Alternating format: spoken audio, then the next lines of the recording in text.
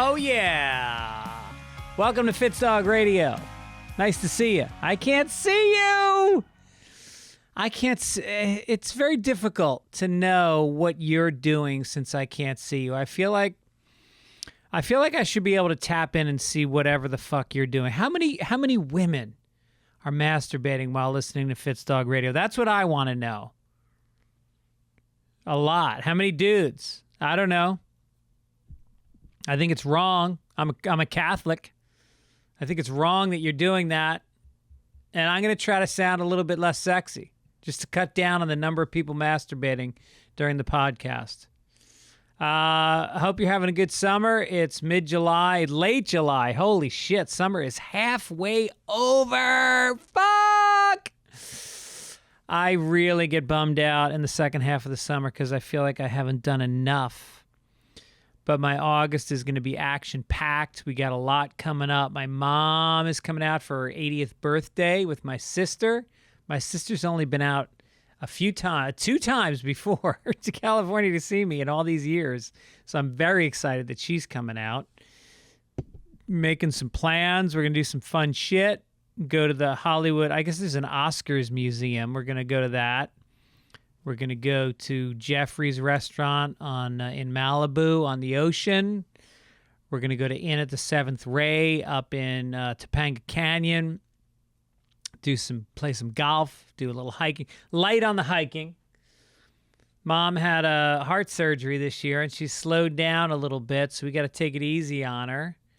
There will be a lot of drinking, and everyone's excited. Everyone's very excited. It's going to be fun. What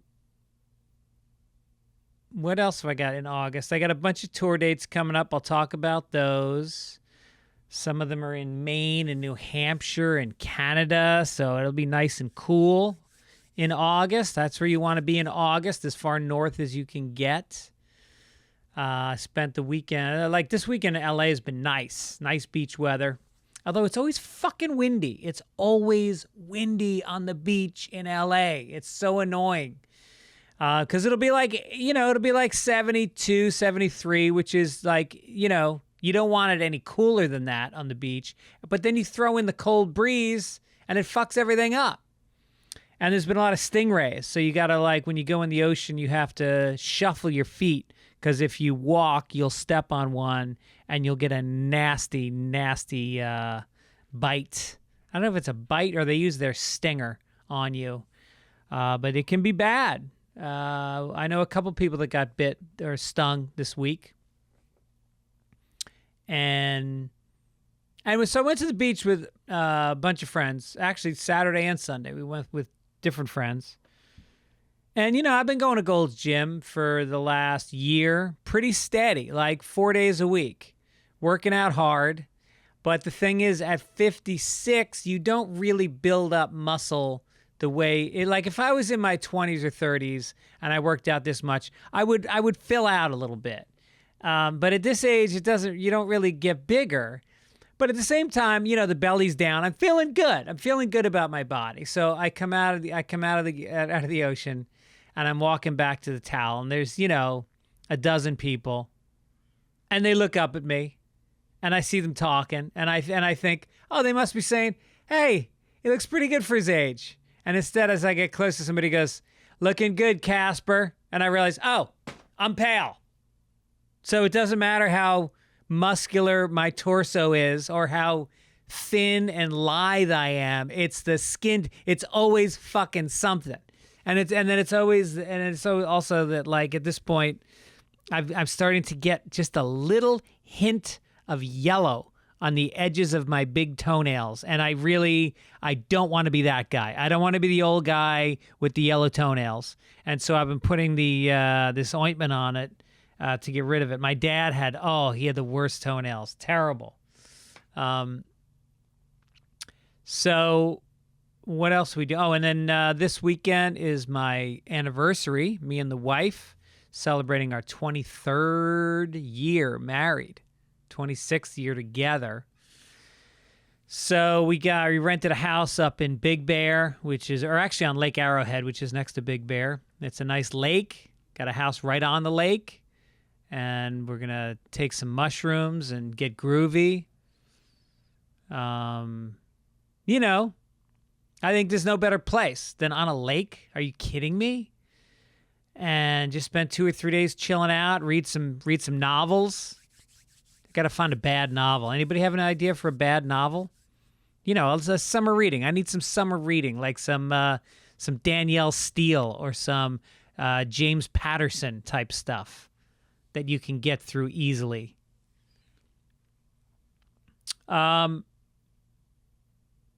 Spent the weekend doing some lawn work. We just painted the house, which looks good. Had to rebuild the chimney, which was a pain in the ass.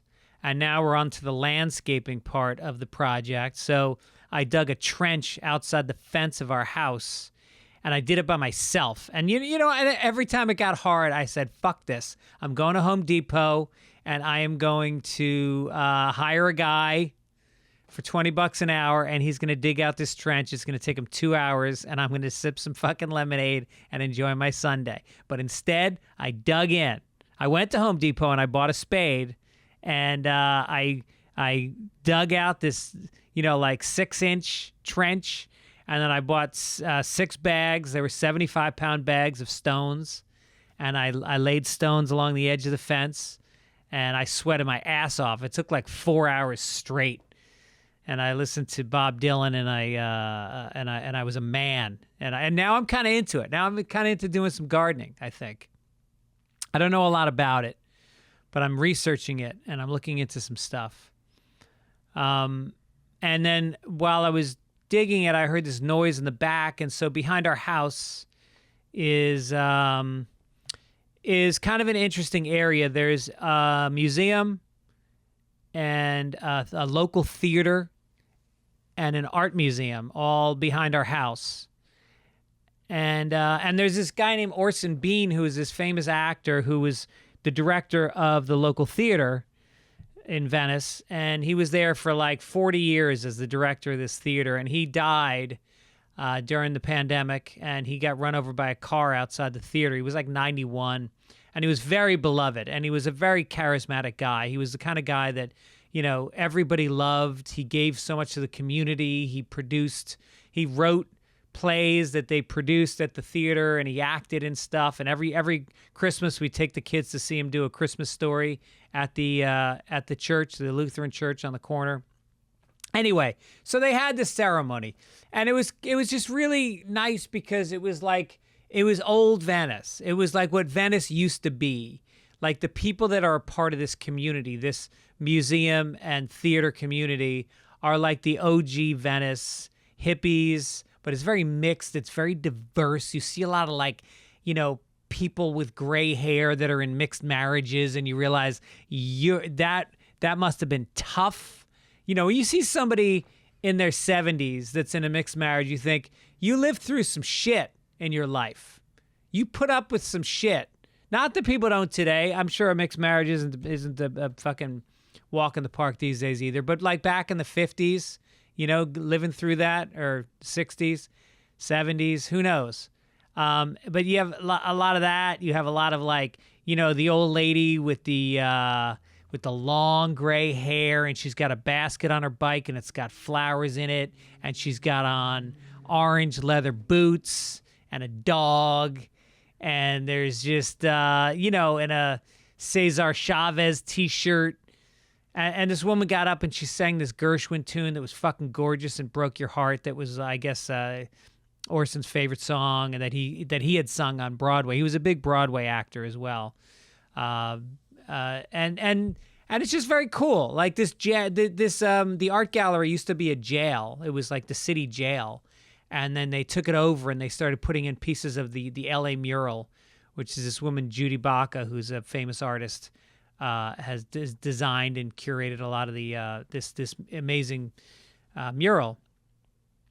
And there's all these like Day of the Dead celebrations back there, and Cinco de Mayo. There's a lot of stuff that's very Latino based and very cool. So anyway, so I'm back there, and I just was like, wow, this is what Venice used to be. This makes me feel, And then you go a block away, and I'm driving to a gig, and I drive past Abbot Kinney. It's all these like hipsters going to fucking restaurants where they're going to spend $250 and think it's cool to live in Venice, but don't really appreciate what Venice can really mean in terms of community and in terms of support of the arts. And I don't know. I got kind of sad. I got kind of bummed. And I also got bummed out because I realized I don't know if my funeral is going to be like Orson Bean's.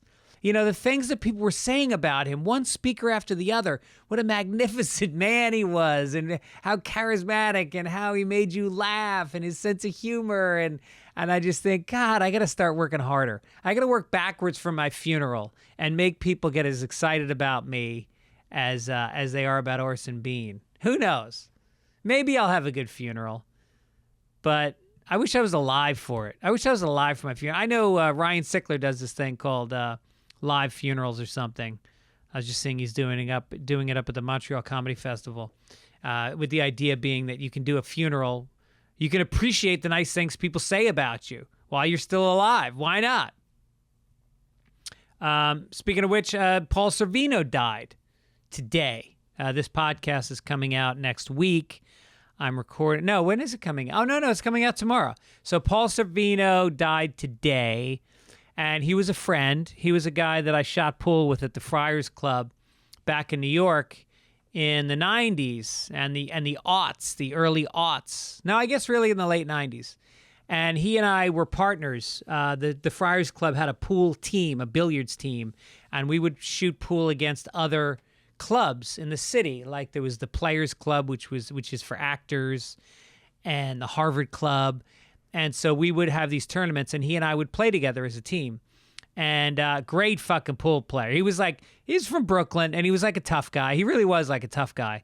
And he would shoot with his fingers splayed, like his pinky out. He had his pinky out when he shot with style, you know. And he would sing when you know, in between shots he would sing. And he was a trained opera singer. He actually sang opera. And he was a wine connoisseur, and we used to have these nice Italian meals. He had a chef that would come in and cook for us on the nights that we hosted at the Friars, and have good Italian food and sausage and peppers. And it was nice. It was nice. He was a good man. So God bless you, Paul, partner. We won a 9-ball tournament together, and never met his daughter though. She had nice things to say about him. That's nice when your daughter has because, you know, Angelina Jolie and her father, I don't think they talk. So it's nice that Mira Cervino has nice things to say about her father. I was reading also about the abortions. Some like 50% of the abortions in this country over the last 10 years have been done by pills versus, an operation. And so now they're saying, like, how are the pro-life people going to stop that from happening? And it struck me like this is going to be another thing where the Republicans are trying to stop the mail from getting delivered. It started with the ballots. And that guy did DeJoy, the postmaster DeJoy, and it's going to be like that's going to be an issue for Republicans. Just the mailman is going to become like their Hillary Clinton. The mailmen are going to have to worry about rabid dogs and fucking rabid Republicans trying to deliver abortions and ballots. I don't know, something to work on there. I think there might be a joke in there I need to work on. Got some mail. This is from Joanne, says, so Andrew Santino, obviously, refers to his wife as his old lady. Andrew Schultz refers to his wife as his girl. Neither comfortable to use a term that refers to their partner as an equal. Oh, you do, with utmost respect. What is that alpha male bullshit? Discuss. Okay, Joanne, I'll discuss. Sometimes I say I'm going to throw a move on the old lady. No, I usually say on the wife, just because that's what Not Henny Youngman, Don Rickles used to say, the wife. He'd always call his wife the wife. I don't know. I don't think they mean anything by it. I think Schultz seems to respect his wife. I don't know the guy. I mean, I know Andrew Schultz enough to say hello. He certainly seems to respect his wife. I know Santino does. They have a real partnership. I just hung out with her at a party a couple weekends ago, and they're lovely together. So I wouldn't take it too seriously, Joanne. I think people have pet names for each other. I think they're just kidding around. Sweetie? I'm sorry. I didn't mean to call you sweetie. Here's an overheard from Mark Rowland. Overheard in South Lake Tahoe. I believe South Lake Tahoe is Gambling Lake Tahoe. I think that's California Tahoe. Thought you'd enjoy this one. I'm sitting playing blackjack. Oh, yeah, there we go. Playing blackjack a few weekends ago. 10 p.m., middle-aged lady sits down, kind of quirky, talking a lot with the dealer. She's sitting in the seat between me and my brother Matt. After a few minutes, she randomly says, seemingly to herself, quote, "Man, there is nothing like blackjack this time of year." I stared straight ahead. I had so many questions. I'll let you take it from there. Well, I immediately wrote him back, and I said, I need to know if she won. And he said she dropped a couple hundred and left. So maybe it's not that nice to play blackjack that time of the year. But, you know, I think this time of the year in Lake Tahoe, kind of a nice time of the year to be on the lake or to be taking a hike or maybe have it sitting around a campfire. I don't know about sitting in a smoky, because they're smoky. You can still smoke in Lake Tahoe at the casinos. I don't know that it's the nicest thing of the year. Nicest place to be. All right, let's get to it. I'm not funny today. I'm sorry. There's days I'm funny and there's days I'm not. I can't snap out of the weekend. It's Monday and I'm a little foggy. I got some tour dates coming up. I will be funny next weekend. Well, I'm doing some dates with Louie C.K. I will be in Vancouver and Ottawa next week.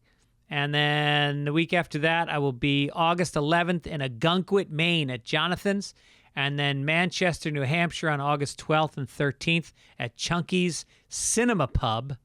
Then I will be in Lowell, Arkansas, September 16th and 17th at The Grove. New Orleans, October 6th at Howlin' Wolf. Lafayette, Louisiana, October 7th at Club 337. New date announcing Chicago, the Den Theater, October 15th. Come on down. You can meet my son. He'll be at the show because that's where he goes to fucking college. He better be there. Tampa, Florida at Side Splitters, November 17th through 19th. Plano, Texas at Hyenas in November also. Go to Fitzdog.com to get tickets. Not all tickets are on sale yet, but most dates are.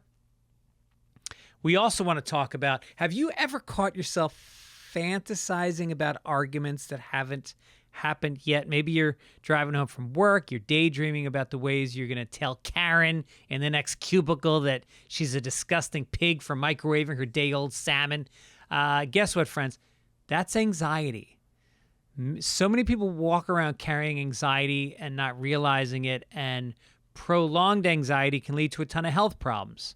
Luckily, Certified Brands Group has us covered. The newest addition to their Zen Relief and Recovery lineup is finally here, the Zen Elevate Tincture. Elevate contains 1,500 milligrams of CBD and 1,500 milligrams of CBG for a total of 3,000 milligrams of relaxation in every bottle. Like all of their products, Elevate is THC-free, providing all the benefits of CBD without the high of THC. And guess what? Unlike a lot of the bullshit CBD products on the market, Zen, I should mention, by the way, Zen is X-E-N, actually works.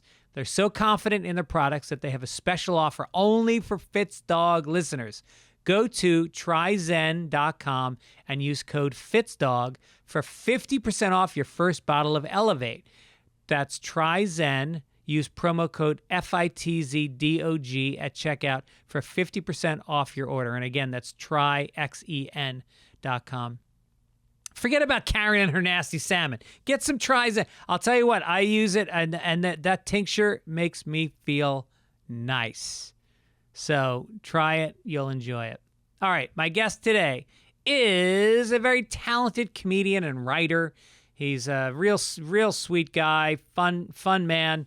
He's been on everything. He's done stand-up on Jamie Foxx's show on Comedy Central. He's been on Comics Unleashed, Monique's show. He was on Entourage. He was a writer and producer on the Netflix revival series Fuller House, Meet the Browns, The Rick Smiley Show, Tyler Perry's House of Pain, The Tony Rock Project, and he created the Nickelodeon show That Girl Lele, which I guess is the #1 show on Nickelodeon. He also has stand-up specials. The most recent one is out now, and it is called It Ain't for the Weak. I watched it. It's very funny, and I really enjoyed our talk. Here's my conversation with the great David A. Arnold.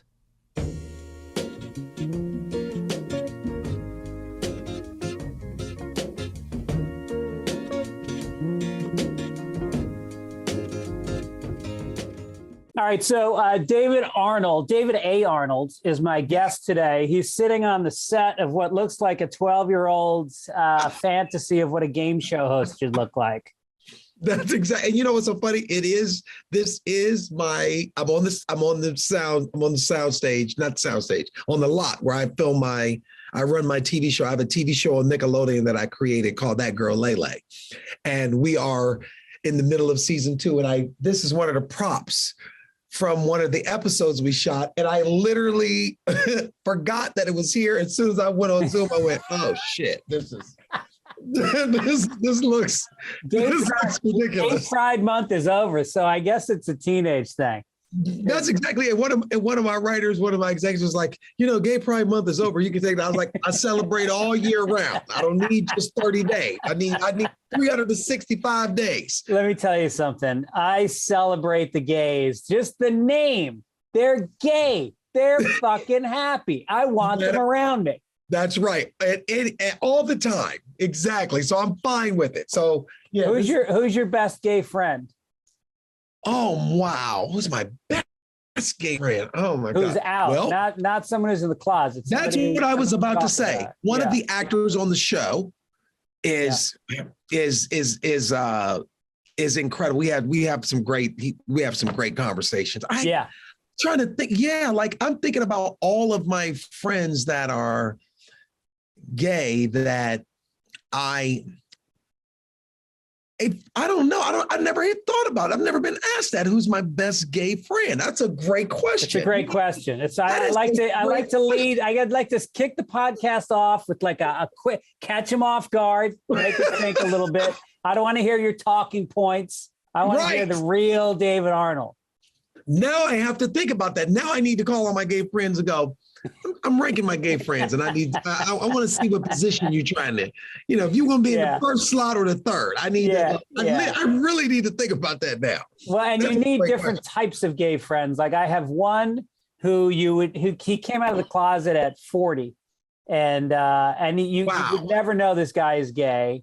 And then I have another friend whose feet don't touch the ground. He's the guy that makes fun of you. It's like a roast. It's like, remember, who is the guy on Hollywood Squares? I can see Paul Lynn. Paul Lynn. He's like a Paul Lynn gay guy, which is the best. Yes, Paul Lynn was great. Yeah, he was awesome. Yeah. Now you definitely have left me something to think about now. Yeah.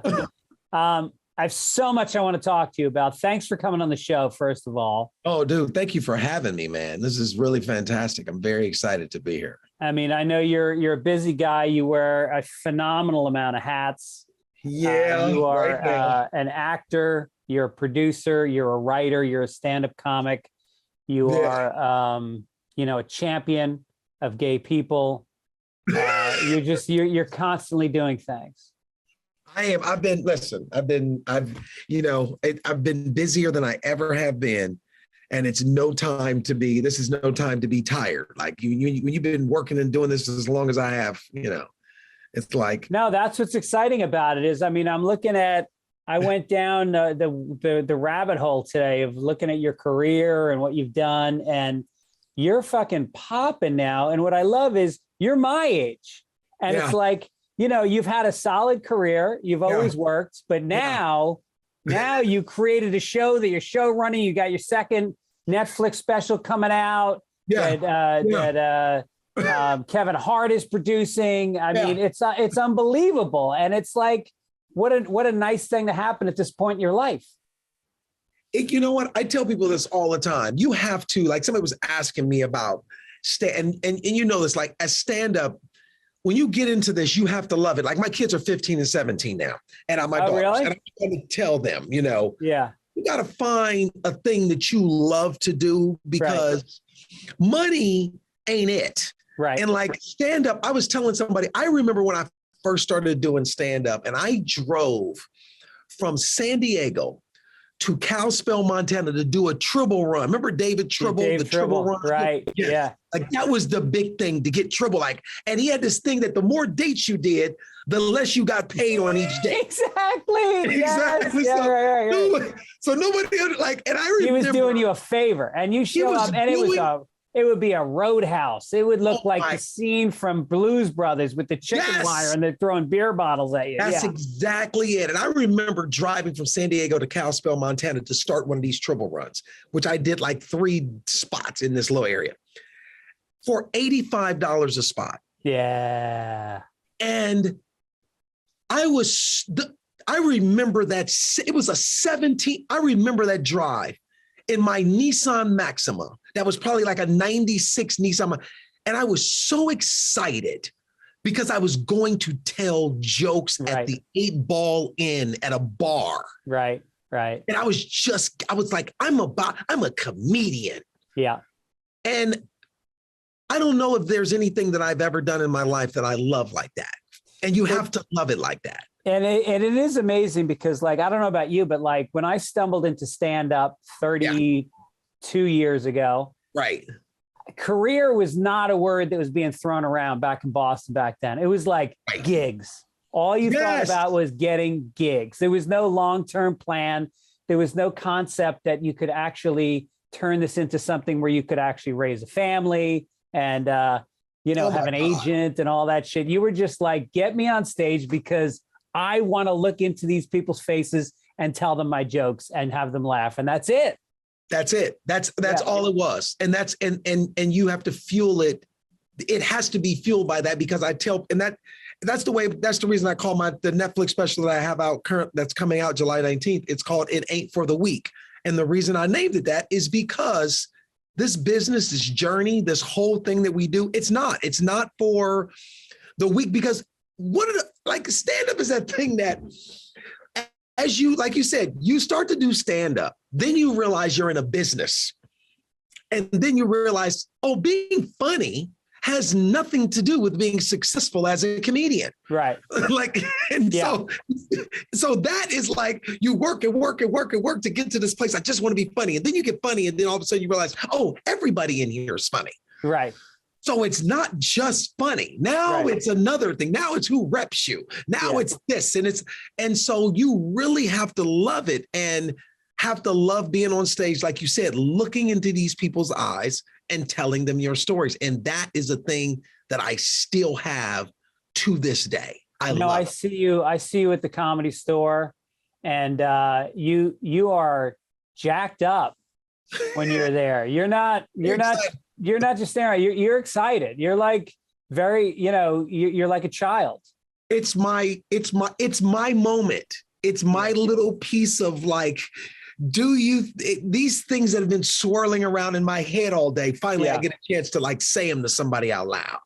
And there's nothing hits like that. And as long as I've been at the Comedy Store, I feel the exact same way as I did when I got picked up there as a paid regular in 1999. Yeah.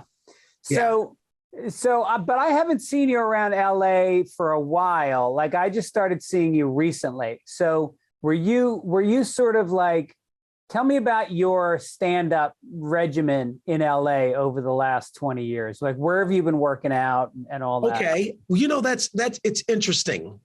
Because when I first came to Los Angeles, the only thing I knew, when I moved here, I didn't know anybody. I literally didn't have one single friend to go introduce me to nothing. I had 3 addresses to 3 comedy clubs: the Comedy Store, the Improv, and the Laugh Factory. That's it. And you were coming from where? Cleveland? I was in the military. Oh, so I didn't know that. Military, and then I went to San Diego, which was like close but not here. Yeah. And I was doing, and I got picked up, I started doing stand-up 6 months before I got out the military. And then within that 6 months, I got picked up by like this agent, Global Entertainment, I think was the name. They were out of New York.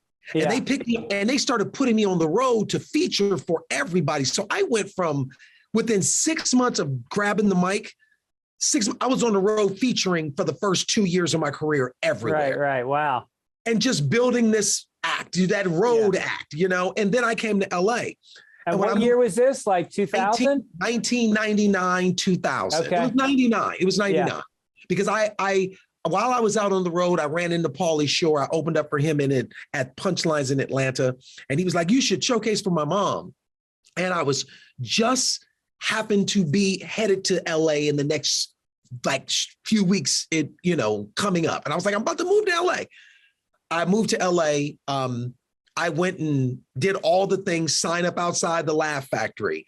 The Comedy Store was the only lead I had. Pauly did introduce me and got me a showcase for Mitzi. Right. Improv, I stood out. I did all the open mic things, all the stand outside, sign up. I remember I would walk from the Comedy Store to the Laugh Factory, which I'm not sure that distance, it's got to be 2 miles, maybe. Yeah, right. And, that's a 45-minute walk, evening, back and forth. I would go there all the time. And then I showcased for Mitzi one time, and I got picked up as a paid regular in the main room, a paid regular. And that became a thing, which I didn't know anybody. I didn't know the system. So I didn't know that was a big deal. Yeah. I just thought that is a huge deal. Yeah. No, I didn't find out that was a huge deal till 8 years later. That's how blind I was to the whole world of stand-up in LA. Right. I didn't know anything. And I just did spots at the Comedy Store. I struggled to get into the Laugh Factory with Jamie. And then I recently just started performing at the Improv like 6 weeks ago. Since my Netflix is a joke, show that I did for the festival. But as long as I've been here up until then, I had probably done 4 spots at the Improv. And so I would do that. And then as a Black comedian, there are Black comedy nights here. It's unbelievable. And people that don't know the LA comedy scene, it's the most segregated. It's like the Deep South. It's like they had Mo Better Monday. They had Chocolate Sundays, Fat Tuesdays. Yeah, right. And you didn't see Black faces on a lot of the mainstream shows. Exactly. And what was crazy is when I like I said, I did stand up on the road for 2 years, and I traveled the country, and when I was down south, I did more Black rooms. When I was in Minneapolis, I did white, I performed all over the country. I performed everybody. But it was not till I came to LA in 99 that I was quickly reminded that I was a Black comedian. Right. Which threw me, because I remember the first time I went to showcase for the Improv. And I was like, hey, I want to showcase. And I said, here's a tape. I had a VHS tape. And I said, here's a tape of my 6-minute set and all this. And they were like, well, you can showcase. We'll put you on Monday night, which is the Black night. Yeah. And I was immediately offended, because I was like, you haven't even seen me. I said, I could be a ventriloquist who does political comedy. Right. You don't even know what I do. Right. But I said, so you I said, does Bob Schwartz have to showcase on Monday night too? I remember her face. Yeah. And she just went, oh, it was just, you're Black, you go to Monday. That. I was very offended by that. Yeah. And I was so I had this, it was a goal, for me as a Black comic in LA, it was a goal to not just be, while the Comedy Store was the first club I got picked up at, which is a mainstream, I did all the nights. It was weird because when Fat Tuesdays was popping and was there, they wouldn't let me in to even watch the show. I couldn't even watch the Black night. Really? Yeah, they wouldn't, because they didn't know me. Nobody. Yeah. Right. That's the most awkward thing in the world when you're a comic, is I remember going to the comic strip in New York, and I had that same thing. I was already established in Boston, but I came to New York, I couldn't walk in the club and I felt like a child. It was like, what? It brings out like your worst insecurities. Yes. And that's how, and like some of my stuff was backwards in many ways. Yeah. Like nobody knew me. I was a regular at the Comedy Store. There wasn't many other places. Because I realized, oh, nobody in the Black comedy world knows me. And I gotta be known there too, right? Right. So I had to go out and find Black nights. Like Cat Williams had a night down in Inglewood at the Hollywood Park Casino, and Rodney Perry had a night. And I would go to all of these off the strip Black comedy nights to get my act right, get it tight for the urban audience, so I could go in front of, Chocolate Sundays and Fat Tuesdays and all. Like that became a goal as well. Right. So I was working on like this dual thing, trying to get in the Laugh Factory in the main room and try to be seen by Black. So I was like out. You got to work twice as hard as a Black comic because you're breaking into two worlds. Breaking into one of those worlds is nearly impossible. Exactly. Wow. I never thought about that. And so I literally was a guy that nobody knew, Black or white. So the only thing that was solid was the Comedy Store. I would, from 99 to like 2005 or 6, I was at the Comedy Store every single night. Yeah, right. I would sit in the back and watch Eddie Griffin go up and do 4 hours. Dice would come in and do, hours. Paul Mooney would come in. Like I would literally go there. Most of my spots for the first 3 or 4 years at the Comedy Store were all 11:45 or later. And they'd get pushed later when people bumped you. Exactly. Right. So I would sometimes not go on stage until 12:15, 12:30, 12:45. Yeah. And I built my act in the Comedy Store in front of 16 people. Yeah. You know what I mean? Because that's all that it ever was. And then while I was doing the Comedy Store, I would do all of these off the road urban nights. Like I said, all the places that I did to try to get then the Comedy Union came along, which was on Pico. And that got me and the owner, Enns, we became really good friends. That guy is awesome. What's his name? Enns Mitchell. Yeah. He's awesome. He used to be the manager at the Comedy Store for a while, and then he went off and started his own club. And it was that was one of the first clubs that I started to I was a regular. I started hosting shows there, and I started finding my voice, if you will, as a comedian. I think that's the first time I saw you was down there. And I would do the Comedy Union and then go up and do the Comedy Store. Yeah. And build my relationships. And I did that most of the time. And then I finally got into the Laugh Factory, from the help of Chris Spencer and Retha Jones. And I remember getting in the Laugh Factory. And even though I was a regular for months, Jamie wouldn't give me spots. I was a regular, but I would be there and hang out, see my face. Right. And then there was one night that I was at the club with Chris Spencer, and Chris was closing the 8:00 show. Dane Cook was doing the 10:00 show, preparing for one of his new specials, but he was on set filming a movie. So nobody was there because everybody knew it was Dane Cook's night. So no comedians were there. Yeah. And Jamie asked Chris to just stay on stage because the audience, of course, is a line around the corner. Chris couldn't do it. And he was like, Jamie, put David on stage. Yeah. You made him a regular 6 months ago. And Jamie looked at me and I looked at him and I went, you need me now, don't you? And I will never forget that. And Jamie was like, okay, buddy, he will be here in 10 minutes. You go up, you do 10 minutes. When I give you the light, he's here, you come off.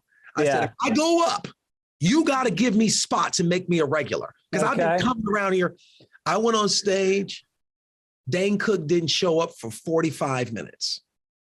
And I rocked that fucking stage for Dane Cook's audience for 45 minutes.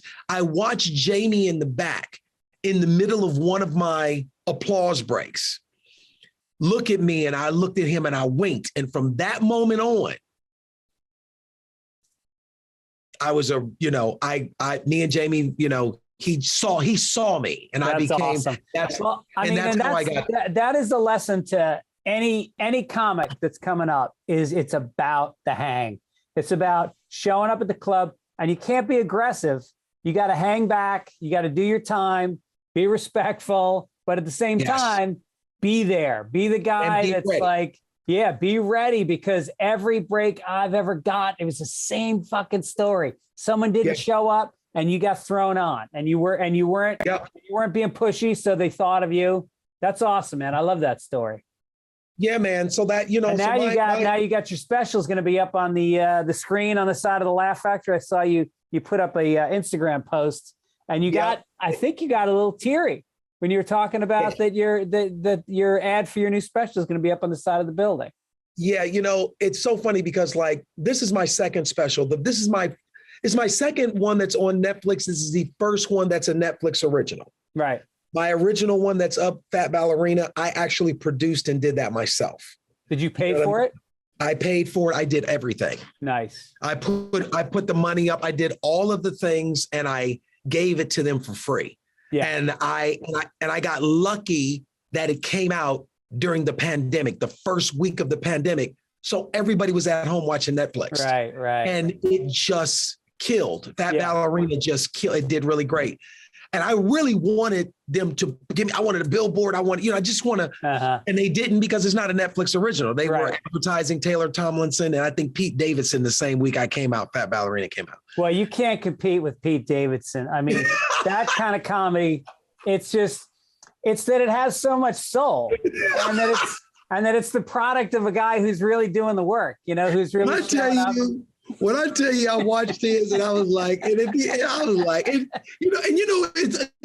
this business where you go, you know, this guy's fucking, you know, he's fucking Kim Kardashian now on set. Well, I guess he did enough work that he needed to do. Right. I guess that's funny. I guess that's funny. Kim Kardashian is a punchline. Right. He's winning. So I really, you know, when you stand outside that Laugh Factory for hours in the sun trying to get on stage, and then to know 25 years later that my billboard is going up there, you know what I'm saying? Yeah. It just makes it, like you said, when we first started doing this, we just wanted to have gigs. You didn't think about a career. Yeah. It makes the choice that you made to do this, the choice that I made to leave and just come do this and stop being a nurse and stop doing all the shit that I used to do before.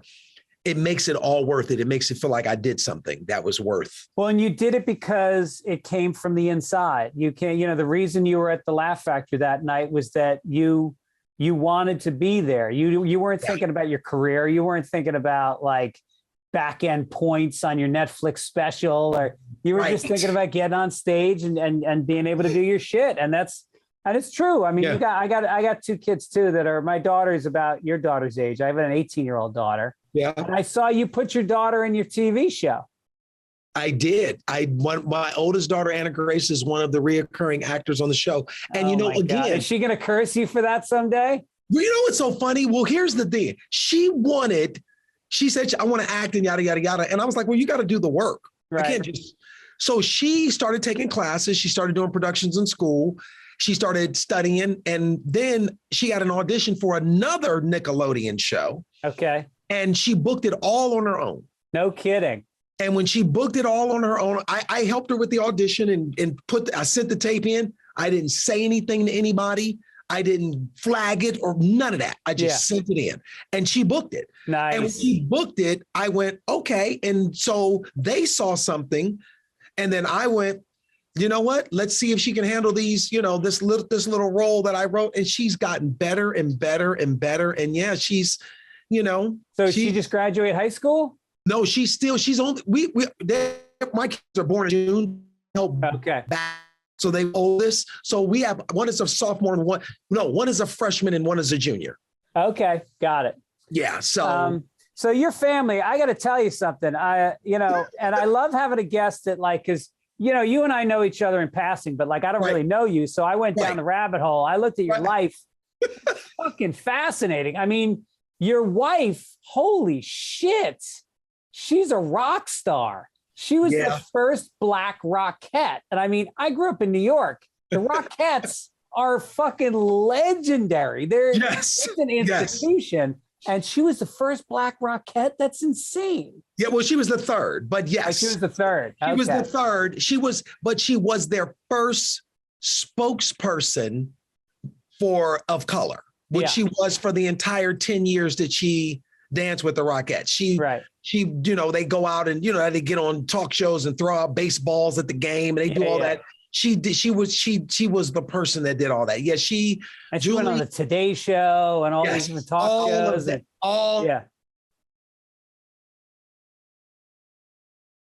Oh shit. When I met my wife, she was touring with Jimmy Buffett as a part of the Core Reaper band. So she was in his band as a dancer. She did some drinking in those days. Right. So she was. So that was, she's had. Did she have any good stories about touring with Jimmy Buffett? I'm sure, but this is the thing about my wife. Julie is the complete opposite of me. She is very conservative. You could be around Julie all night at a dinner party and you will never know what she did for a living, all the Broadway shows that she's danced on, the Rockettes, Buffett, hosting a TV show called Made in Hollywood for the last 10 years on ABC. She will never talk about that. She will talk about life, what's going on, her children, like that. Those are the things. Can we talk about her father? Exactly. And she won't talk about Can we talk about her father who shot the longest basketball shot in history in a game? In history, yeah. He had Jerry, her dad, who just passed away last year, Jerry Harkness, he's a 4-time Hall of Fame inductee basketball player. Damn. Yeah. Played for the New York Knicks. And he was an incredible man and was very I see him and Julie all the time. The positive, she's so positive that it gets on my nerves. My wife's one of those positive people. Like she's so, everybody needs to be understood. I'm like, no, fuck that. Some of these people need their ass beat. Like we are so different. And so that's why when people are like, how does she deal with you talking the shit that you talk about? I go, I don't know. It's just that makes for a perfect marriage. I got one of those. I got one of those wives, and I'm a dark, cynical motherfucker. And if she wasn't in my life, me and you would be sharing a studio apartment in North Hollywood right now with the shades drawn. Yeah, playing video games and smoking a bong and complaining about how we can't get a break. Exactly, she's the complete opposite.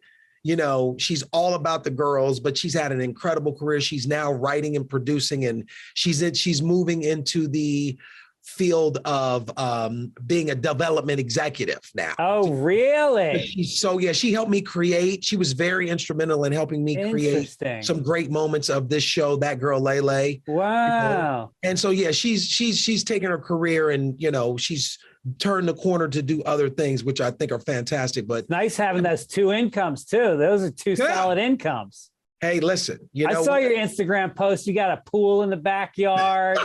You're sitting around in your fucking smoking jacket, martini at 10 o'clock in the morning.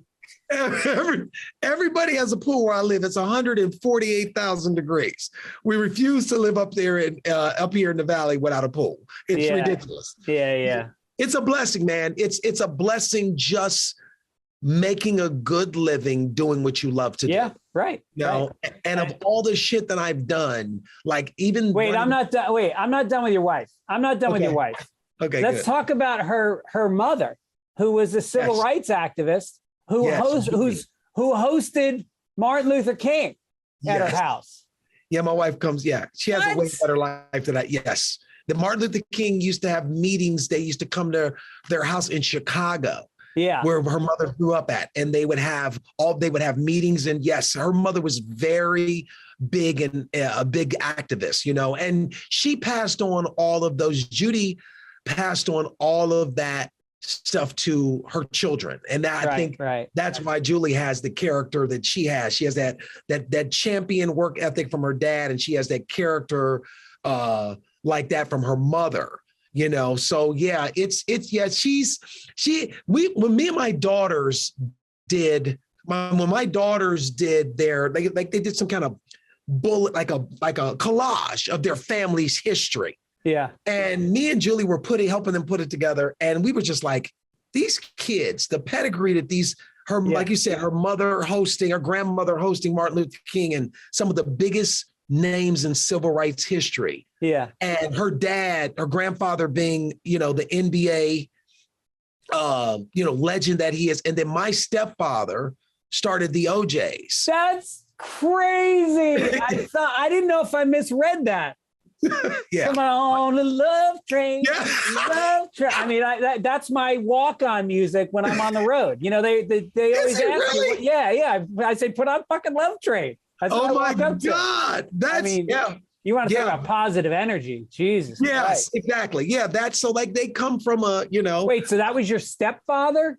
My stepfather he started the group. He was one of the original members inducted into the Rock and Roll Hall of Fame, which we cover in the documentary of my Netflix special. Because my Netflix special that's coming on, it's an hour of stand-up and then there's like 20 minutes of documentary footage where you meet my family and the people I'm talking about. And me and my stepdad actually go to the Rock and Roll Hall of Fame and look at his inductee star and all that stuff. What's he like? At what age were you when he came into your life? He was 6. I was 6. He was 6. I was 6. He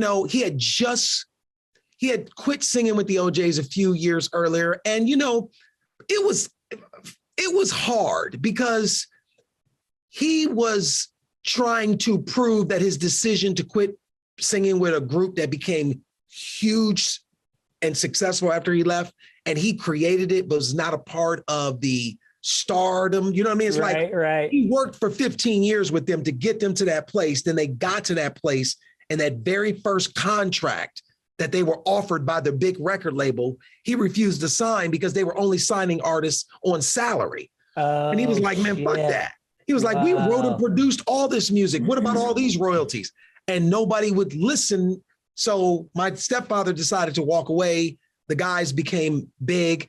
So my stepfather, our relationship was very strained because I think he was more focused on trying to prove what I'm going to be a producer. But as I got older, and I said this in the documentary, what I realized I took away from him is that don't quit thing. Right.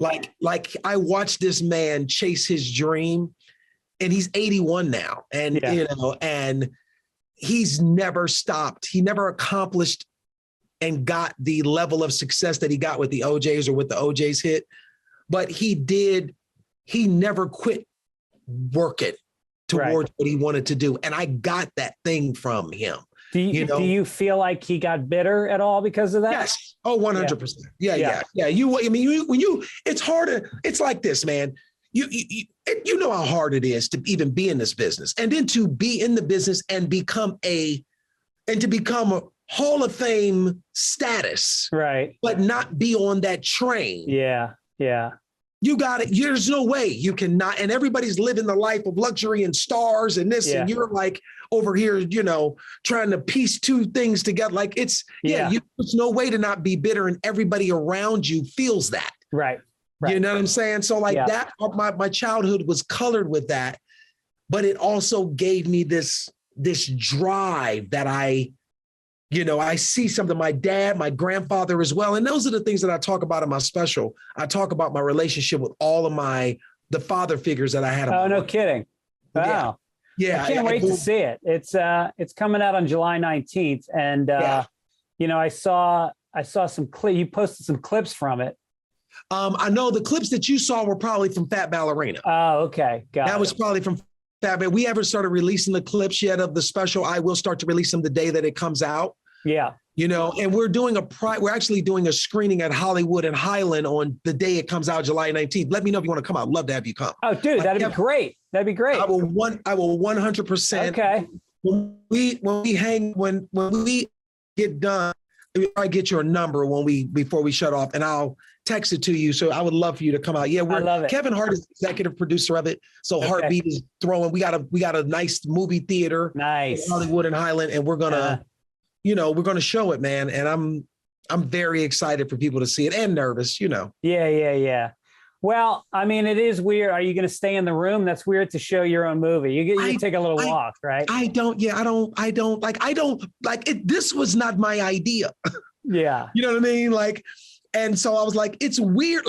This is what's crazy about me. Since I don't know if you noticed, in LA, comedians have birthday shows. It's my birthday and they have a comedy show and this. Yeah. I've never done that. Yeah. I always think it's weird to go, hey, everybody, come look at me. Yeah. Even though maybe that's why it took you 30 years to get a special on Netflix.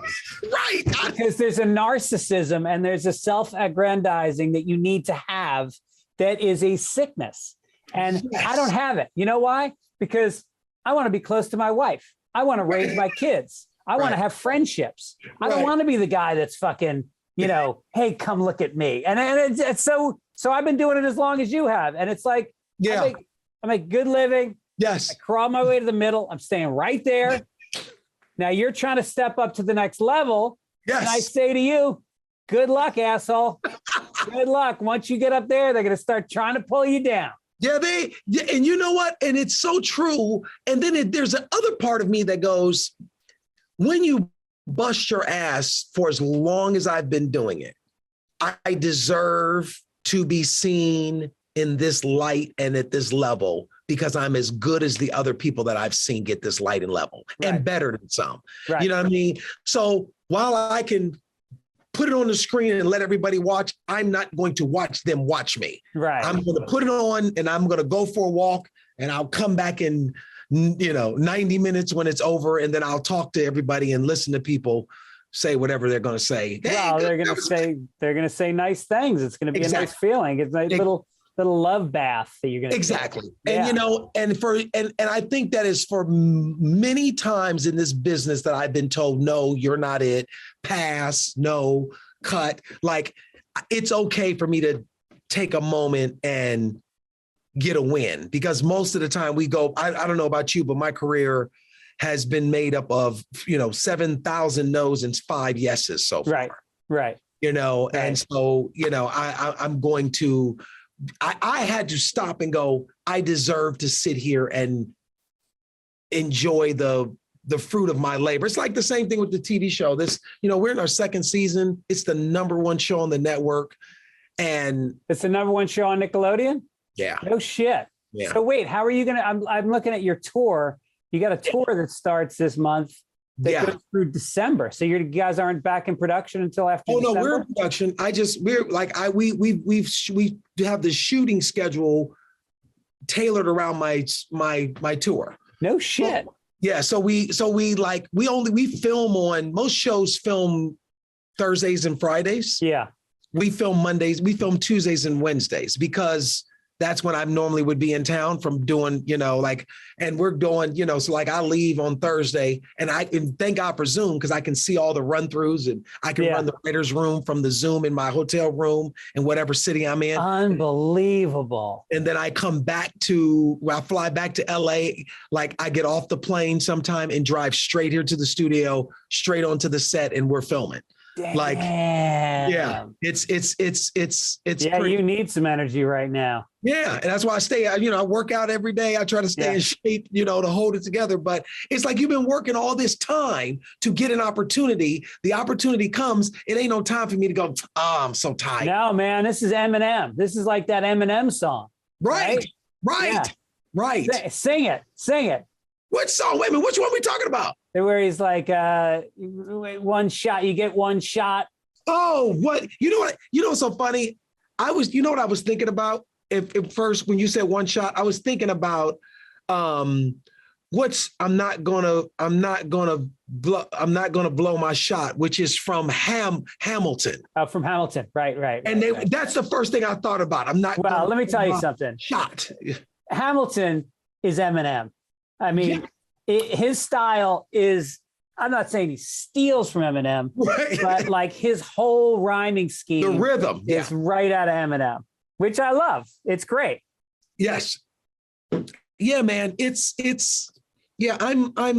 so thankful, but I'm thankful that I love what I'm doing.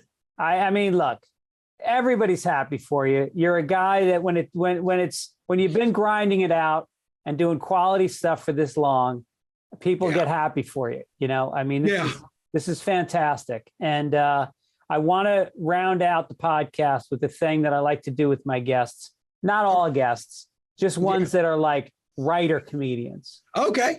I want to take a bit that you've been thinking about, maybe working on, that needs some work.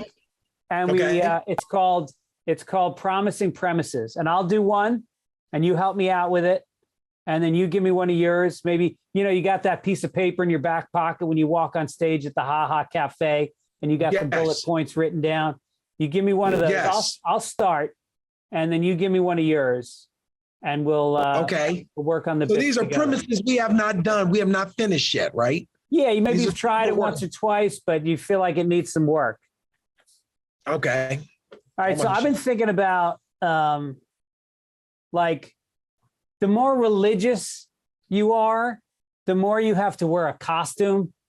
Like the sillier you have to look. It's almost like you're trying to prove to people by how silly you look, how much you believe. Like you got a regular Jewish guy, yarmulke, no big deal. You barely see it. Okay, you believe. But then you see the guy who's got the curls on the side of his head. A sitting and the hat. Yeah, and then you see his head, you go, oh no, that guy believes more than you do. Your level of belief is based on how much you're willing to dress. Yes. So basically, if you see somebody in a robe and sandals, that guy believes this person's going to heaven. This guy's going to heaven. Heaven is like a costume party, and you gotta have a good costume to get in. And nobody has a better costume, obviously, than Jesus, than the Messiah. And nobody else is allowed to wear that. It's like if you come to the party and you have on like the robe, it's like we're cool with the sandals and the robe, but the crown of thorns, you're taking it too far. Peter, table for two. We got a guy here with thorns on his head. We gotta, and you have to take it off, and there's a bucket next to you, and there's like 9 different crowns of thorns because everybody thought this was a good idea. And it's like, Jesus, why are you wearing a cross? How did you know? How did you? Exactly. Who do you know that got that? My father. All right, that's good. That's good. I can use that. That's very funny. All right, I forgot to tell you, whatever you say on this podcast becomes my material. It becomes your joke? Okay, yeah. You take that. All right, I want to take that. I can't wait to see you do it at the Comedy Store. And if you don't do it right, I'm going to be yelling at the back. All right. You're fucking up my work. All right, what do you got? What are you working on? Okay, so I have a bit that I do where I think that older people should not be allowed to wait tables. Okay. Because the whole thing about waiting tables, you want things in quickly. You want good service. Right. The whole thing about being old, there's no schedule. Right. I'm coming. Like the old people's theme is I'm coming. Right. And so I know, even though they're usually not. Yeah. They're them thinking about it is like exactly. And I all this came from when I'm on the road. I love to eat in diners. This is my favorite. Like I love a 5-star restaurant, but I love a diner just as much. Right. But at every diner, most of the wait staff, they're old. There's no turnaround. Diners and flight attendants, there's no turnaround because they're good jobs. I don't want job security in my wait staff.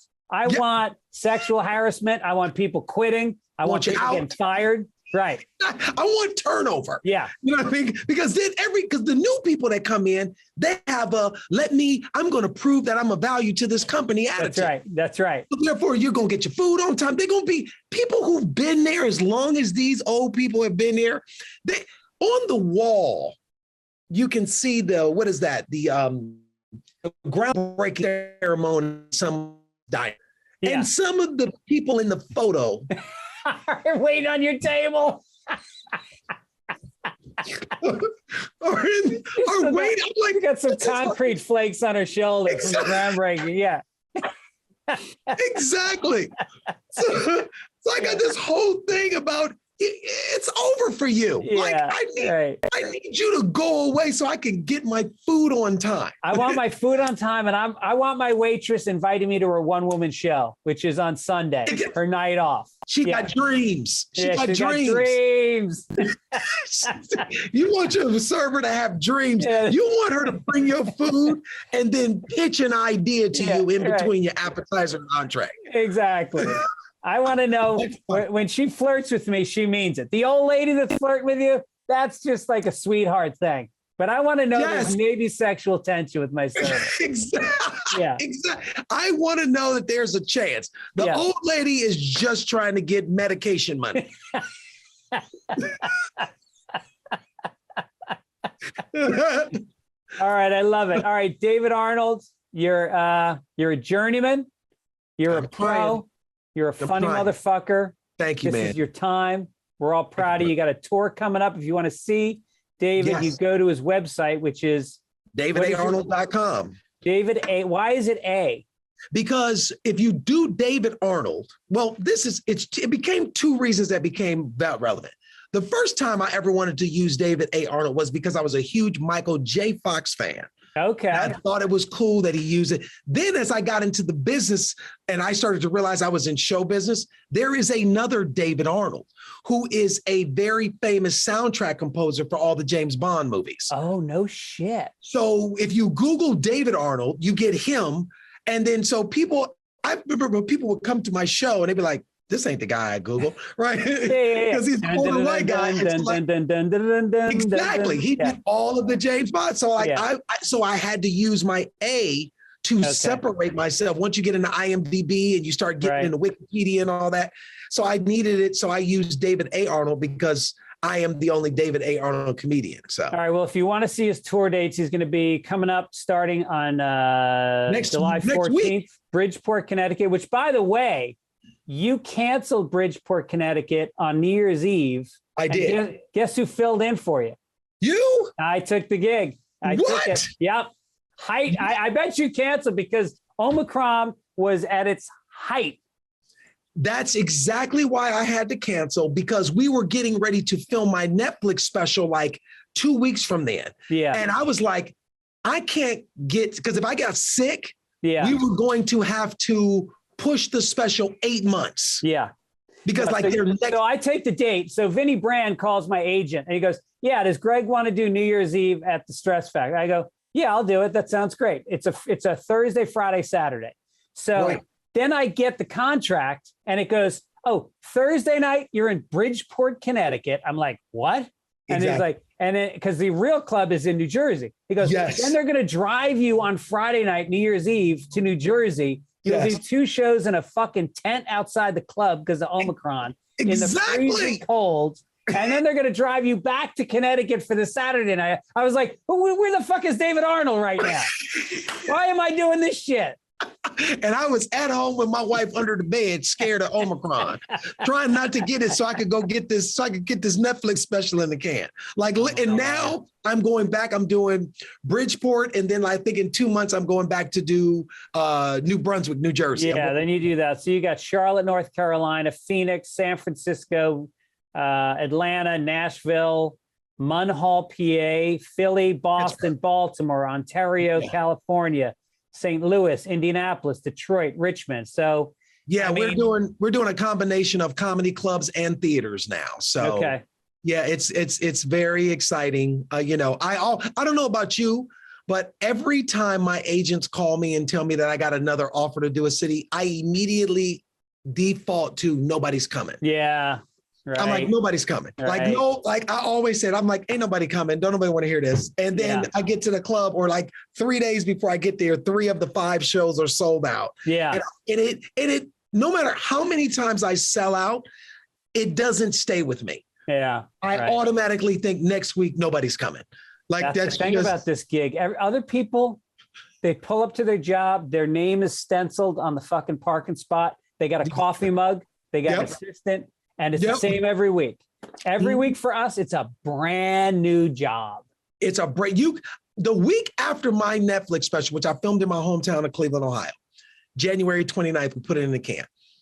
Theater, 2 shows sold out, crazy. The next weekend, I'm in, I can't remember where I was. I was in somewhere, Savannah, Georgia. I'm just making this. I was somewhere down south. When I tell you the first show, there was 9 people in a room that held 450 people. And I walked out on stage and just started to laugh. Yeah. Because I was like, last week I was in front of thousands. And this week, 9, they heard I was coming. Yeah. And was like, yeah. I don't want none of that. Dude, that's like, I just had a guy, you must know, Owen Smith. Of course. He's another showrunner, hyphen comedian. Yeah, very funny. And he financed his own special, just like you did. Yeah. And then he got to the theater and it held 1,100 people and there was 100. And he was just like, he had sunk $100,000 of his own money into it. And so then luckily second show sold out and just fucking shot it, locked it down. Yeah, you have to love it like that. You have to, and it's so funny, that night that I did the 9 people, I was on stage for 2 hours and had the best time of my life. Yeah, right. And literally, because after I did the special, all of that material, and I don't know how much, like how you work as far as building your act, but like all of that material that I did on the Netflix special that night I have not done, and this stuff I've not done one of those jokes since that night. Yeah. The next week, I'm been a brand new hour and 15 minutes, come from top to bottom, like the next week. And I usually like, I'll finish a special and then I'll just watch Pete Davidson's special and I'll just lift the best bits out of that. The best of the shit that Pete's doing. Exactly. He don't need it. He ain't going nowhere to perform. Exactly. So, all right, man. Well, listen, thank you again for coming on. I look forward to seeing you doing the old waitress bit next time I see you at the Comedy Store. I'll be doing my bit about religious people, and we'll toast your new special. Oh yeah, and then I'll see you at your premiere. Okay, my friend. Thank you, man. Thank you for having me. All right, my pleasure. Thanks, buddy. Sure.